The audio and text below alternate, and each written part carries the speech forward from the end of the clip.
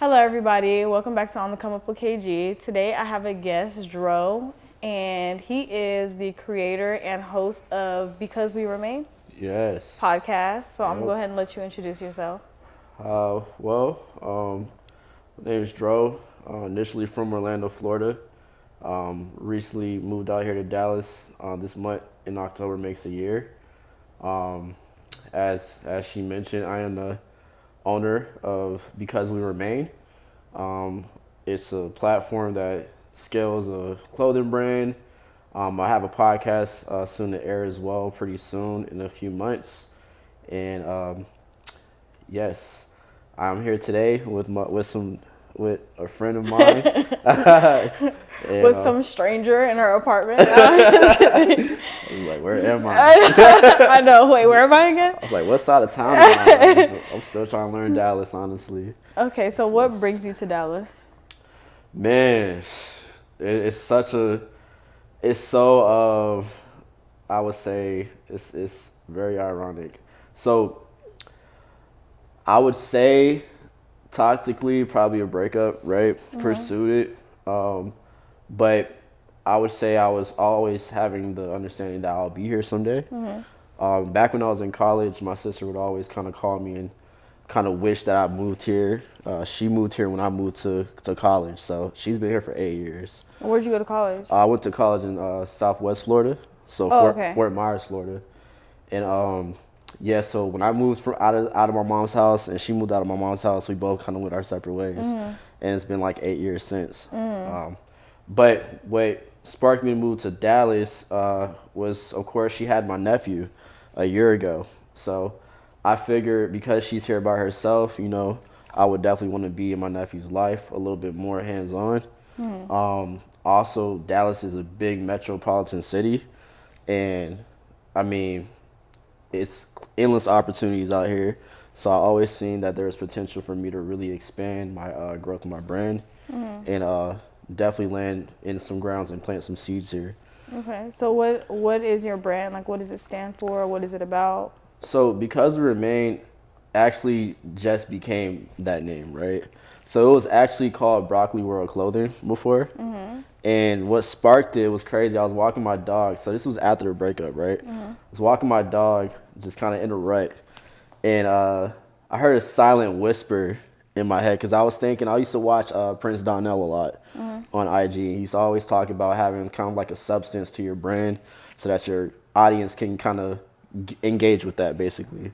So I was like, man, my brand really doesn't have meaning. Like I can kind of pitch it in a good way, but it wasn't clicking, right? So for me, I had a sample pair of shorts, and I had the same logo on it, and it was BWR, and I was like just saying the acronyms in my head repeatedly, just trying out different things, and then it was a silent whisper, and it's like my spirit just said, "Because we remain." And that became because I kind of stayed my ground. Like I stayed to the test because sometimes people, when they go through a trial, they'll put things to the back. They'll just kind of quit on things and just say, this was not my calling. Yeah. Or they'll just say, hey, maybe this was a sign that I shouldn't be doing this. I kind of took a leap of faith and just understood that this is where I actually should be going forward with. So my brand is serving the purpose of God's community, really, I would say. For everybody that's going through a trial and still as an entrepreneur or as somebody that is trying to figure out their purpose, but they still remain to be resilient and continue to move forward with it, it's kind of how they're remaining to be still. Yeah. Yep. So Okay, and so that is, you said it's a clothing brand, and then you kind of branched off into podcasting and Yeah. some other stuff. yeah. Okay, and so where are you? Like, is your do you have a website that's active or something like that? Website is being refurbished because I actually just recently started marketing. So that's Okay. like my day-to-day job, right? I market. And so as I've been out here in Dallas, I've really been able to shake hands with people that are tools to things that I need. So I had someone look at my previous website, and he was just like, Nah. nah, that's not it. This ain't it. This is not it. So I was just like, I took his word for advice because he was like a website creator, and he knows the visual aspect. And with me marketing, like now helping out different businesses, it kind of helps me understand that it wasn't it either. Yeah. Like, it could be a lot better to help me push sales. So right now he's revamping it, getting creatives done and everything like that, and should be published before I make my drop. So this is actually like my sample piece to the first drop for fall, winter. Nice. And yeah. Okay. So And so what about the podcast? What's that all about? Or what's the yeah. purpose behind the podcast? Yeah, so the purpose behind the podcast, I would say there's a lot of misconceptions of what being a Christian is, or what like following God looks like. Like, they feel like you have to have it all in the bag to pack your stuff up to walk towards God.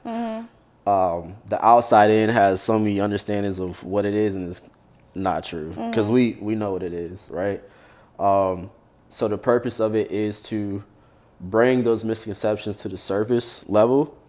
And I, as a person in this generation, and I have brothers that are around the same age as me as well, that understand these misconceptions from culture, that we can kind of paint a portrait over and just kind of help them understand what it really is in action, and how to break down like scripture and things like that. But there's like two segments, right? So we have entrepreneurs that will come on to get interviewed about like their brands and why they still are continuing on. They'll give us the whole process of how entrepreneurship really went, the trials, and how they kind of kept their faith to still go and not quit, right? So that's because we remain. And then the actual subject matter of it, it'll be me and my co-hosts basically breaking down the one-on-one life with walking with God, and just kind of being a regular person, still living in the world and still being human in a human world, right? But just understanding who God is. Like, it's not, they try to make it like a arithmetic, and it's not really that complex. Yeah. Like, you don't have to like be so like perfect. You don't got to be so on this side either. Like, there's a ground that you can be normal. Yeah. Like, Yeah. you can be normal and still do the same thing. God just wants to know that you know who he is. Yeah, I think that something, because I just got back into faith too about a year ago, and something that has really been kind of a tug of war for me is, so why I started my walk back is because I met somebody who I was really close to, and I just admired the way that they carry themselves all around, and he always redirected glory back to God. Like, well, if you like anything in me, it's because of God. Like, this is God's work. So that inspired me to know who God was through relationship opposed to religion, because I mean, we talked about scripture, but it was never felt like Clicking. It never felt like it was like forced upon me. It was like, I like your character. I like the way you carry yourself. I like the way that we speak. I like the conversations that we hold. I like your insight. And he would just always be like, well, you know, that's God's work. That's God's work. So I'm like, let me find out for myself. Yeah. So I think that's what it is. So it's one thing to where it's like, despite religion, it's about building relationship. And I think another thing too on my walk is like, social media is so toxic, because I remember I was on TikTok one day, and then your algorithm is very sensitive on TikTok. Yeah, very. So you like one Christian post, A boatload is coming. so which is not a bad thing Yeah. at all. Don't get me wrong, but sometimes it's overwhelming. Like, It is. because it's like it's trying to infiltrate your mind, and it's like when you're on a walk and you're trying to build your own relationship, and you have all these, this is wrong, you shouldn't do this, Especially when you're just now coming to yeah, it. you're like Like, nah. They Then give you a whole rubric. yeah, then you start getting anxiety. Then you're like, you know what, this is too much. Yeah, I can't. I'm not gonna do this. So Like, yeah, it's like this. I can't do this. Like, am I doing this wrong? Why am I doing this? Why can't I do? So then, like with me, when I start getting overwhelmed with social media platform, I just delete it for a certain amount of time, or I just try to be careful with what I interact with. And it sucks because there are some really good, helpful Christian content creators that I'll like something, but then again, it's like I'm bombarded, and now I'm like, okay, now I'm overwhelmed because I want to continue to walk and build my relationship and like let the Holy Spirit speak through me. Facts. And tell me what I need in this season and what I need to, like let it work out those things because it's my time. Facts. And not because somebody on TikTok Yeah. told me that I Like- don't need to be doing this and I'm wrong and like that is so like and see, that's what kind of pursued my podcast. Yeah. It's things like that. It's like, all right, there's so many lanes of different types of Christians, and you'll be surprised. Like, it's like, all right, people think Christians are all the same. Some take it, some go overboard, Yeah. some go moderately, and some are just like, all right, I'm normal, just how you're supposed to be, right? Come as you are. So like, as far as with how you say you seen through your friend, like God, like there's a principle that we have in our group, like our men's group, right? Like have somebody see life like Jesus through you, right? Yeah, right. And that's just like how you explain it, like just how their demeanor is, like they're a normal person, but they just You can see that light. Like they carry a light. And they're a good person. Yeah, and they glorify God in doing that. And I remember I would always thank him because I'm like, thank you for like basically, bringing me back here. And he's like, don't thank me, just pass it down. Like now you go and do that. Yeah. He's like, now it's your job to go and inspire somebody else's faith just by being who you are and getting to know who God is. So Indeed. I think it's beautiful, especially for Black men to infiltrate the podcast community with this type of content, because we all know what type of content is out there for our young Black men in the podcast world. And I don't think it's very, Yeah. right. But Yeah. And honestly, like, you got culture, and then in culture is misconceptions. yeah. And then there's masculinity, there's red pill community, there's like so many different... there's so many, honestly, so many cultures. And another thing I wanted to ask is, how is it as a man, as a Black man who is on this faith journey with culture? Because culture is polarizing. Like, yes, we're not like, okay, this and that, but there are just some things that as Christians we just don't agree with. No, and absolutely. a culture, it's a lot of those things. So Yeah. what does that look like? Like, just, in music and lust and Man, social media. You get on social media and it's basically porn everywhere. Like, how do you... Man, I'll give you a breakdown just because me being just a creative by like heart, I started off with music, then fashion, then now podcasting and marketing. So like when I first started doing music, it was full on secular. Like I don't even know how to make a non-secular song, honestly. It just doesn't hit the same. So it's like, that's an issue, because I'm like, all right, I know if I like, this is not aligning with God, bro. So I can't even be out here rapping about this stuff. So that's out the window. Culture, man, I always look at what the fruit bears from these things, right? Like I see it, like your friend told you, to pass the torch down, basically. If you're passing on this a wicked seed to the next person, I see that as another wicked seed being multiplied. Like there's no change coming. And for me, I see a division in men and women right now because of culture. Yeah.